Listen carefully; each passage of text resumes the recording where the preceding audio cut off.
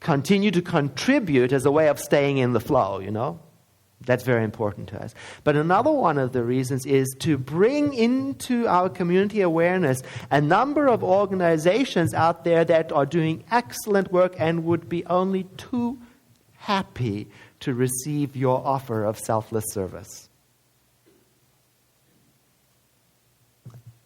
They include Recourse Mediation Services, Jewish Community Free Clinic, Council on Aging, Face-to-Face, Kid Power, California Parenting Institute, Redwood Empire Foster Parent Association, Social Advocate for Youth, Sonoma Children's Cancer Foundation, Art Start, YWCA,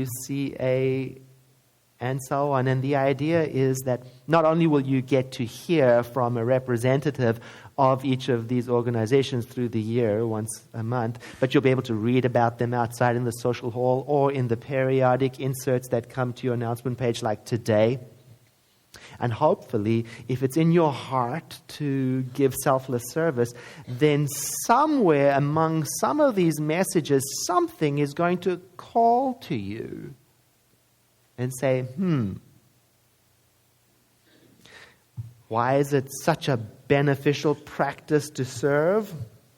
Well, because it is very difficult, in my opinion, to widen and deepen your sense of unity and oneness if you live solely in your own world, inhabited by your own needs and governed by your own drama.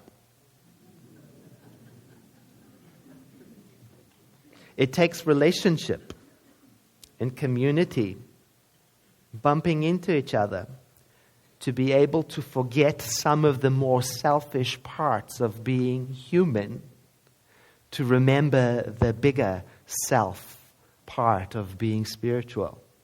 And one of the nice features of selfless service, it's a very nice feature.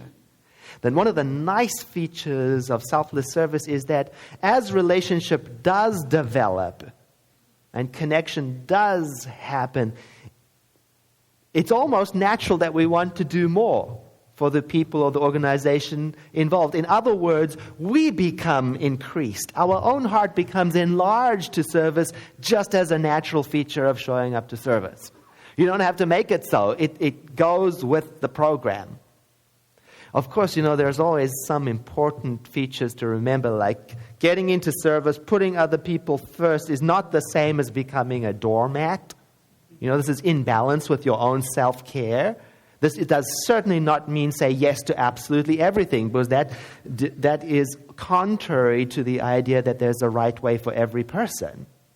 Once again, this idea of one size fits all, it means to me, what you are drawn to in service may not move me in the slightest. And what I am drawn to in service, you might think is exhausting.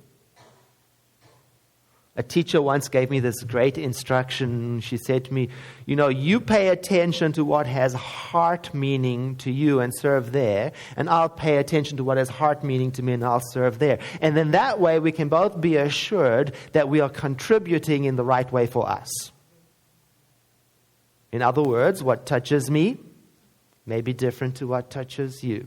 I imagine if we were both exiting a store and we see a homeless person asking for money, we're going to have different responses. One person might say, I notice that it has heart connection to me, and I'm stimulated by that. And now then that person can know, I can take action, I can go further. I can become involved in any number of organizations that deal with the homeless. I can contact, I can send money, I can show up. There's any number of ways, whereas the other person coming out with that friend may see that they noticed compassionately, but recognize that nevertheless they are more stimulated by the idea of service with children at risk. Is one right, or is one wrong? Or is there no one size fits all? I don't know where you're going to be called, but you will be. I have the experience sometimes of people telling me with a certain amount of urgency what it is I must be involved with and where it is I must contribute and what I should be supporting. And I notice sometimes I feel very guilty because I don't want to.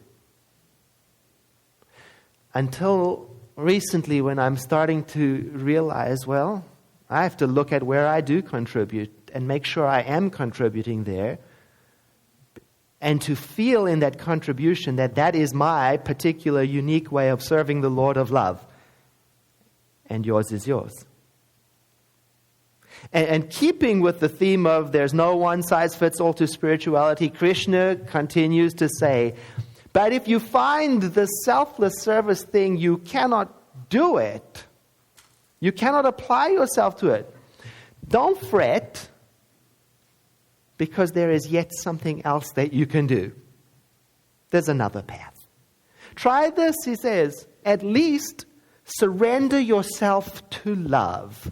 Now that can be a confusing statement, surrender yourself to love, so he explains it. He doesn't mean surrender in the sense of just do nothing. He says, surrender yourself to love in this way, by receiving success and failure with equal calmness. He's giving us another option.